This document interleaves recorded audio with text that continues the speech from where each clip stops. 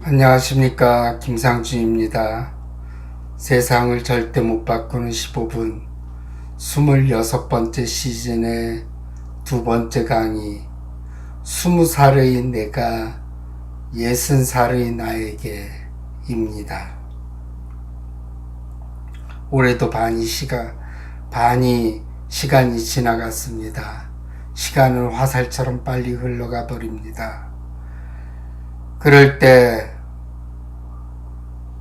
그렇게 어릴 때 가지 않던 시간이 이렇게 빨리 지나갈 줄은 몰랐습니다. 저는 가끔 나이를 잊을 때가 있었습니다. 작년에 유튜브 쉴 때 그랬어요.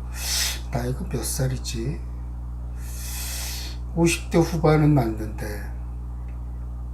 근데 이제 올해 유튜브 열심히 하면서 정확하게 알게 됐죠. 아마 디나이얼 했던 것 같아요. 그래서 요즘 유튜브를 하다 보니 나이가 각인이 되었네요. 자꾸 몇 살이다 라고 유튜브에서 얘기를 하다 보니 그런 모양입니다. 그런데 나이 든 분들 말이 틀린 게 하나도 없다고 마음만은 20대에 머물고 있는 것 같습니다. 거울을 보거나 사진을 보게 되면 깜짝 놀랍니다. 제가 제 자신이 아닌 것 같습니다. 아니, 이렇게 주름도 지고 머리도 반백이 되었으니 말입니다.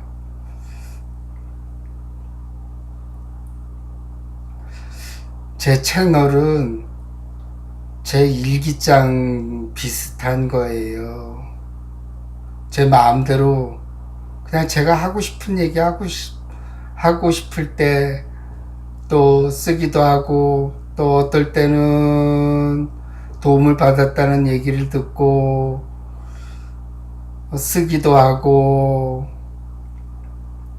또 힘든 일이 있을 때도 쓰기도 하고, 그래서 남겨놓고 있습니다. 뭐 특색이 없어, 무슨 유튜브가. 하지만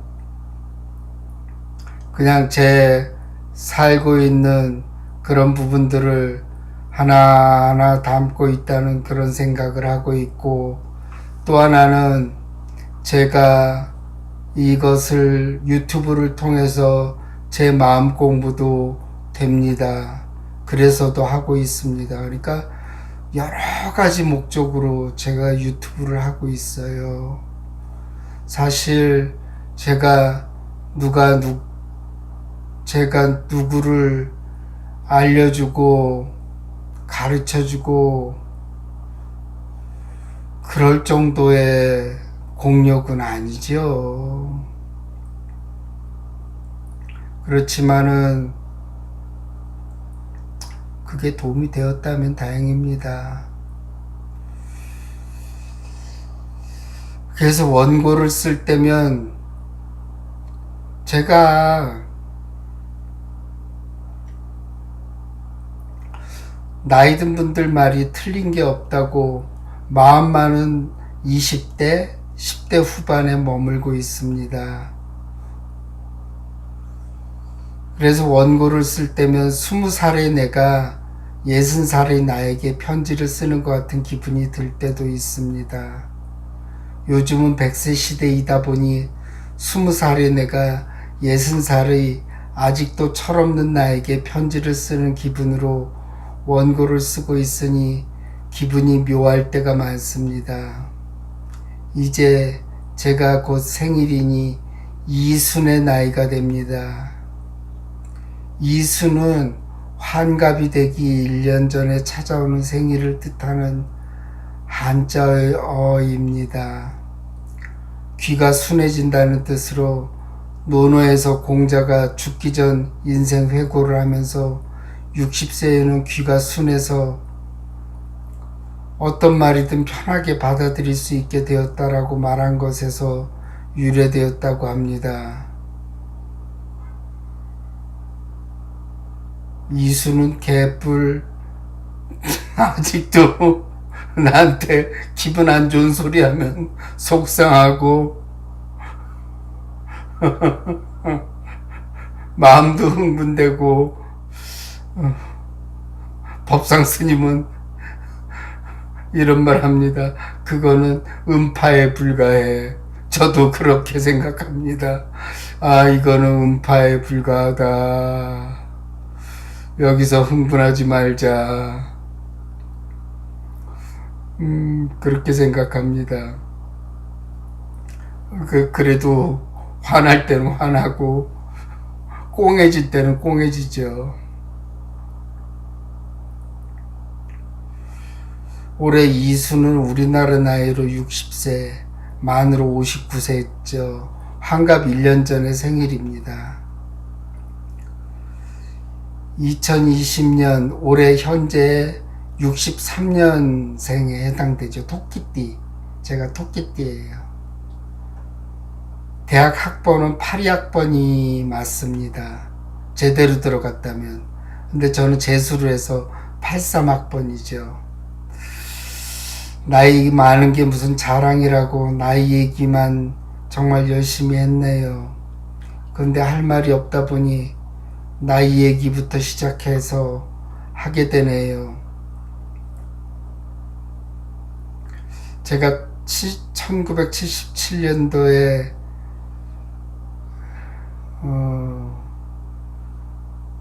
개업을 하기 전까지는 재수를 빼고는 정말 너무 잘 지냈습니다. 원하는 대로 바라는 대로 됐으니까요. 물론 재수라는 걸림돌이 저를 성숙하게 한 것은 사실입니다. 처음 개업하게 됐을 때가 생각나죠. 항상 10여 명의 스태프들, 아산병원 레지던트로 있을 때는 그랜드 라운드라고 해서 컨퍼런스를 하게 되면은 30명에서 40명이 모여서 합니다. 간호사, 레지던트, 임상심리사, 사회사업가, 교수님들, 레지던트들, 인턴 이렇게 모여서 컨퍼런스를 하곤 했던 기억이 납니다. 개업 초반에요. 그리고 군의관 때는 군의관 3명, 간호장교 6명 그렇게 같이 아침에 그리고 또 의무병 해서 컨퍼런스를 했던 기억이 납니다. 그리고 나서 하루를 시작했죠. 그렇게 여러 명과 어울려서 지내다가 갑자기 혼자 된 겁니다. 개업을 하고 달랑 직원 1명이랑 저 단둘이 있게 됐죠. 그런데 환자나 만나요. 처음 개업하는데 누가 아나요? 어떤 분은 와서 이거 병원 개업한 지 얼마나 됐어요? 이거 한 번도 못 봤는데 나 여기 산지 10년도 넘었는데 그런 얘기합니다. 개업한 지 10년도 넘었는데 말입니다. 자기가 관심이 있는 것만 보게 되는 것이죠. 그런데 개업을 했으니 뭐 알 게 뭡니까? 제가 1977년도 개업을 할 당시가 의과대학부터 시작해서 군의관까지 14년을 병원 근처나 병원에서 지냈음에도 불구하고 저는 사회생활 경험이 많다고 생각했는데 막상 개업을 하고 보니 사회에 대해 아는 것이 하나도 없더라고요. 그리고 개업만 하면 환자가 바글바글 거릴 거라고 생각했습니다. 왜냐하면 군의관 때 책을 냈고 그 다음에 1년 동안 라디오에 몰래 출연했잖아요. 군의관 때.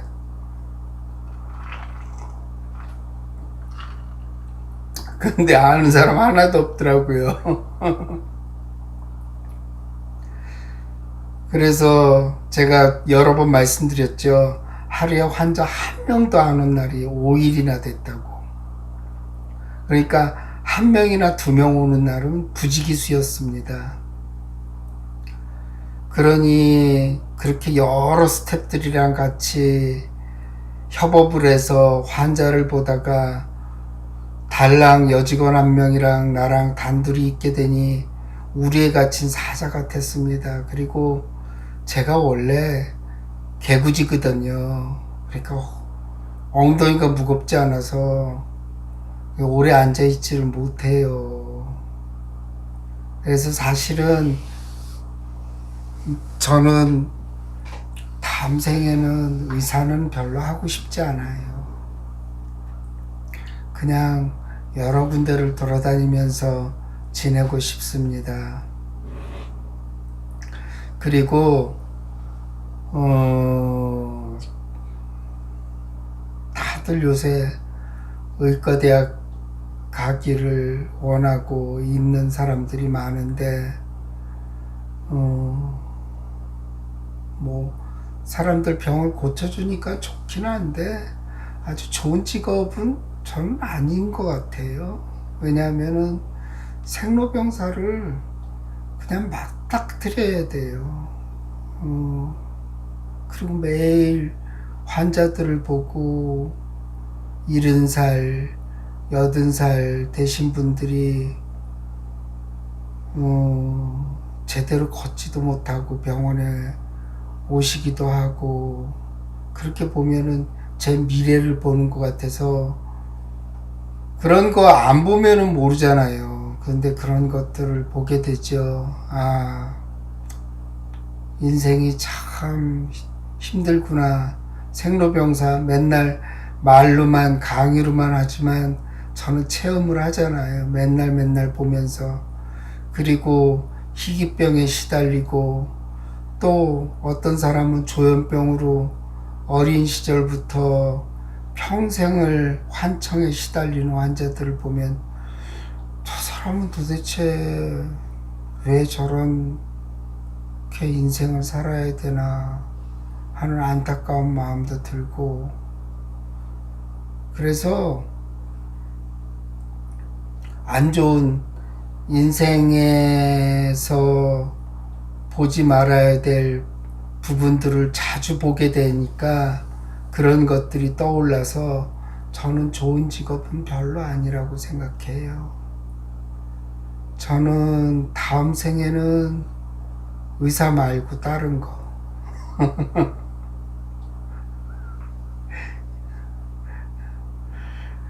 생각은 안 해봤습니다. 그런데 자유롭게 돌아다닐 수 있는 직업을 가지고 싶어요.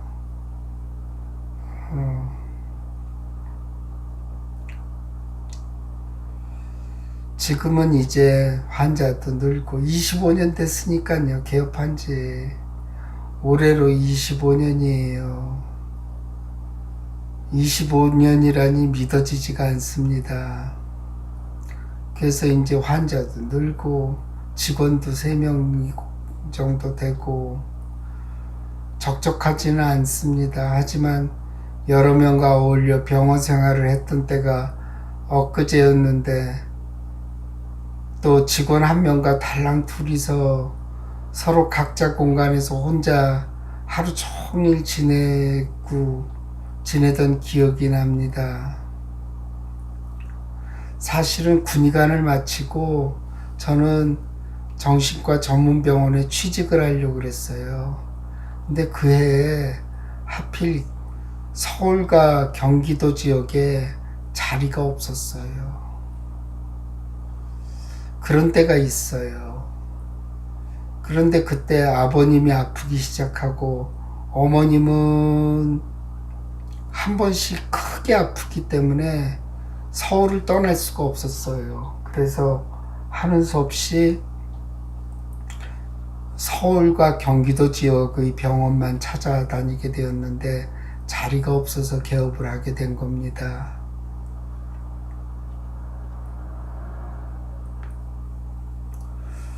25년이란 세월이 믿어지지가 않습니다.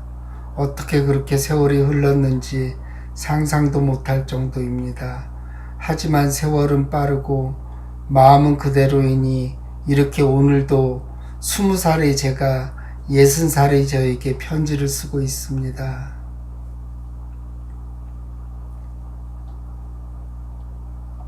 일단 개업 25년을 맞이해서 5월 1일 날 개업했거든요. 그러니까 조금 지났죠. 제 자신에게 수고했다고 말하고 싶습니다.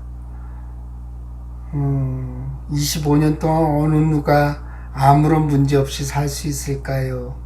사람들은 의사들이 별 문제 없이 잘 지낸다고 하지만 어느 인생도 평탄한 것은 없습니다. 그리고 힘들지 않은 직업도 없죠. 자신이 하는 직업이 제일 힘든 거예요, 원래가. 제가 장난꾸러기라고 했죠, 어린 시절에는. 저는 진료실에 있는 것이 25년 동안 이제 적응을 해서 그렇지, 여러 사람과 어울려서 일을 하고 토론도 하고 환자에 대한 컨퍼런스도 하고 싶었습니다. 그래도 어떡합니까? 인생은 받아들이는 것이 미덕이니 받아들일 수밖에요. 그리고 가장으로서 한 가정을 또 끌고 나가야 하는 책임감도 있었으니까 그냥 엉덩이 무겁게 하고 하루 종일 앉아 있을 수밖에 없었습니다. 그나마 숨통이 트이는 것은 개업하고 나서 몇 달이 지나서 수영을 시작한 거예요. 하루에 또 한 명도 못 볼 때도 있고 2명, 이렇게 환자를 보는 날이 많아서 이러다가는 스트레스로 내가 먼저 미치겠다는 생각과 체력이 바닥나면 아무것도 못할 것 같다는 생각이 들었습니다. 그래서 시작한 것이 수영이었습니다. 우리가 뚫고 다닐 수 있는 것은 2가지가 있어요. 제가 알기로는 공기 그리고 물입니다. 물속에서 물을 뚫고 나가는 느낌은 너무나 좋습니다. 그리고 조금씩 수영이 늘기 시작하자 점점 더 재미가 있어서 3년이나 하게 되었습니다. 3년째에는 선수반까지 올라가게 됐어요. 무슨 선수반은 개뿔 무슨 선수 축에도 못 끼지만 하여튼 더 배울 게 없는 사람들은 선수반에 넣죠. 그런데 선수반에 들어가면 재밌는 거는 물속에서도 땀이 난 겁니다. 얼굴이 새빨개져요. 그냥 엄청 돌리거든요. 저병 10바퀴 도세요. 자유형 10바퀴 도세요. 평형 10바퀴 도세요. 이런 식으로 코치는 물속에 들어오지도 않습니다. 물 밖에서 지시만 내리죠.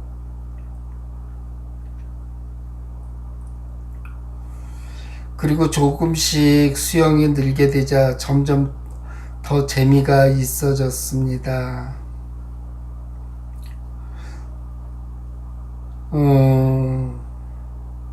그리고 이제 이미 폼은 완성된 상태니까 코치가 물에 들어와서 수영 폼을 가르쳐 줄 이유가 없으니까 코치들은 물속에 들어오지 않죠. 그런데 문제가 생겼습니다. 병원에 가면은 너무 피곤한 거예요. 그래서 진료 보는데 너무 피곤하다는 겁니다. 그건 낮에 쉴 수 있는 사람들이나 할 수 있는 반이 선수반이었더라고요. 저처럼 낮에 일을 해야 하는 것은 선수반에 들어가면 안 됐던 것이었습니다. 50분 내내 계속 돌리니까요. 그래서 저는 일부러 반을 내려달라고 해서 반을 내려서 조금 천천히 수영을 했습니다. 그랬더니 피곤함이 좀 견딜만 했던 기억이 납니다. 그러니 뭘 처음 시작하거나 스트레스가 많을 때, 어떤 일을 창업할 때, 그때 잘 안 풀리면 운동을 하십시오. 운동을 꼭 권해드리고 싶습니다. 그러면 스트레스도 풀리고 또 건강도 더 좋아져서 버틸 수 있는 힘이 생기는 겁니다. 저도 처음에는 환자가 늘지 않아서 얼마나 조바심을 냈는지 모릅니다. 그런데 엉덩이 무겁게 하고 열심히 환자를 보다 보니 조금씩 늘더군요. 몇 번이 아니에요. 수백 번을 병원 문을 닫고 다른 데로 개업하는 데로 옮겨야 되나. 그런데 돈이 없지요. 또 아니면 병원을 폐업하고 봉직 의사, 즉 월급 의사로 들어가야 되나. 그런 고민을 굉장히 많이 했었습니다. 그러나 열심히 그냥 성실하게 하다 보니까 조금씩 나아지기 시작하더라고요. 그래서 남은 시간을 뭘 하면서 보내야 할까 생각하다가 책을 쓰기로 마음을 먹었습니다. 이미 군의관 때 책을 한 권 냈던 터라 두 번째 책은 그렇게 어렵지 않게 쓰게 되었습니다. 뭔가 하고 있다는 생각도 들고 하루에 한두 명씩 보니까 시간은 널널하죠. 그렇게 해서 두 번째 책이 나오게 된 것입니다. 저는 그렇게 표현합니다. 저주받은 걸작, 신화로 영화 읽기, 영화로 인간 읽기입니다. 책은 그렇게 많이 안 팔렸어요. 그래서 저주받은 걸작이라고 하는데 아이디어는 참 좋았는데, 그리고 그 당시 개업 초이고 젊은 때라서 전에 말씀드렸던 대로 EBS TV 삼색토크 여자의 패널로 나가게 됐죠. 낮에 녹화를 했거든요. 근데 병원에는 전혀 지장이 없었어요. 환자가 없었으니까.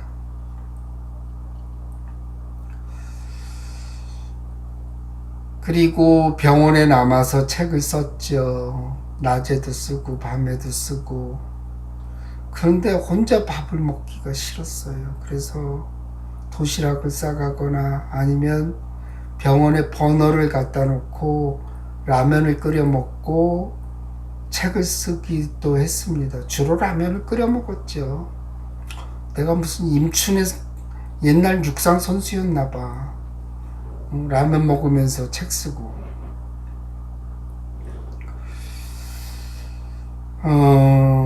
그렇게 해서 책을 쓰게 되었고, 그리고 도둑도 3번이나 맞았어요. 병원에 가져갈 게 뭐가 있다고 약을 훔쳐가거나 전화기까지 떼가는 도둑도 있었습니다. 그런 좀도둑들 때문에 참 기분이 상하곤 했습니다. 그러다가 번아웃 신드롬에 걸리고 몸이 망가지게 되었죠. 수영도 그만두고 운동도 안 하고, 그 다음에 스트레스는 많이 받고 책 쓰느라고 밤늦게까지 남아있고, 그렇게 되다 보니까, 그리고 또 환자가 좀 늘기 시작할 무렵이었습니다. 만성피로로 시달리고 또 개업을 하기가 너무나 싫었습니다. 그저 쉬고 싶을 뿐이었죠. 그래서 마음 공부를 시작한 겁니다. 저는 불자가 아닌데도 불구하고 다 귀찮고 그래서 그냥 도선사에 찾아갔어요. 혼자서. 겨울이었어요. 그래서 경례를 돌아다 보고 그러면 마음이 좀 편안해지지 않을까 이렇게 생각을 했었는데, 그렇게 마음 편하지 않더라고요. 그냥 그러지 말고 명상을 하자. 그리고 마음이 편해지는 책을 보자고 마음을 먹고 10년 전인지 15년은 됐을 거예요. 15년 전인지부터 마음 공부를 시작하게 된 겁니다. 별걸 다 해봤습니다. 스승도 없이 맨 땅에 그냥 헤딩하는 식으로 명상책은 종류별로 사서 다 이런 명상도 해보고 저런 명상도 해보고, 그 다음에 윗바사나에 빠져들어서 그것도 1, 2년 또 해보기도 하고 그러면서 조금씩 마음이 안정이 되고 편안해지는 것을 느끼게 되었습니다. 근데 윗바사나는 좀 힘들더라고요. 그냥 하루 종일 자기 마음을 살피고 자기 동작을 살펴야 되니까 그래서 지금은 윗바사나는 하지 않습니다. 윗바사나 하러 미얀마라든지 동남아로 많이 가시는 분들 많습니다. 여러분, 그리고 이제 우연히 우리 작은 아들이 테니스를 치게 돼서 그걸 찍어주려고 비디오 카메라를 샀는데 쓸 데가 없어서 뭐에다 써먹을까 생각하다가 유튜브를 찍으면 되겠구나 해서 유튜브를 시작하게 된 것이죠. 아깝잖아요. 그것도 꽤 비싸게 주고 산 건데. 여러분, 불행은 연달아 찾아오기도 하지만 무조건 계속 불행하지는 않습니다. 인생은 그래도 쉴 때도 주는 법입니다.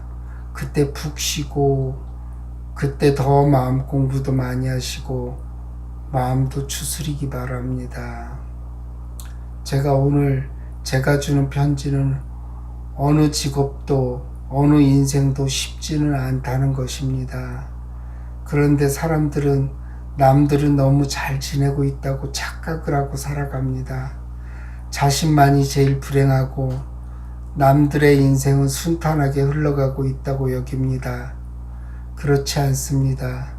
어느 인생도 만만하지 않습니다. 어느 인생도 순탄하게 흘러가지 않습니다. 그렇지만 그걸 비관하지 마십시오. 누구의 인생도 다 그러니까요. 아니, 인생 자체가 그렇게 흘러가는 거니까 그냥 그대로 받아들일 수밖에 없죠. 그냥 그게 인생이니까요. 제게 어떤 일이 닥쳐도 저는 어떤 힘든 일이 생겨도 혼잣말로 지금은 괜찮아 라고 되뇌이곤 합니다. 진짜 지금은 괜찮아요. 아무리 힘든 일이 있어도. 지난번에도 제가 얘기했죠. 뒤통수 3번 맞았다고. 근데 그때도 지금은 괜찮아요. 지금 당장은 아무 일도 없더라고요. 그래서 지금은 괜찮아입니다. 그런데 생각이 항상 우리를 공경에 처하게 만들어요. 그게 미래로 끌고 갔다, 과거로 끌고 갔다 하면서 최악의 시나리오를 우리에게 보여주니까 어때요? 사람들이 위축되고 불행하다고 생각이 들고 그 다음에 생각에 휘둘려서 힘들게 사는 거 아닙니까?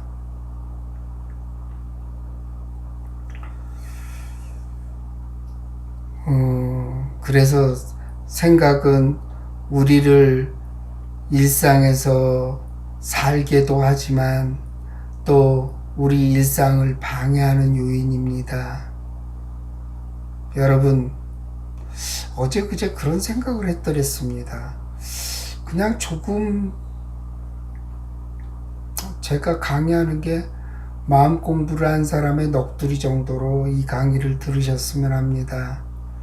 평생을 마음 공부를 위해 몸과 마음을 바쳐서 공덕이 대단한 분은 너무도 많습니다. 그러니 심심하면 제 연애 얘기도 들으시고 제 옛날 얘기도 들으시고 또 제가 제게 쓴 편지도 시간이 남으면 들으십시오. 제 유튜브 채널이니까 제 마음대로 할 수 있는 공간이니까 제 마음대로 얘기해도 되니까 그냥 떠드는 것에 불과하죠. 좋은 채널 구독 많이 하시고 성불하시기 바랍니다. 20살의 내가 60살의 나에게 하고 싶은 말이 있습니다. 그래도 열심히 이것저것 많이도 샀고, 많이 기웃거리기도 하고, 또 취미생활도 많이도 해봤고, 또 책도 써보고, 그리고 열심히 살았다. 후회도 했었고, 실수도 많았음에도 불구하고 수고했다입니다. 여러분, 오늘 강의를 마치겠습니다. 감사합니다.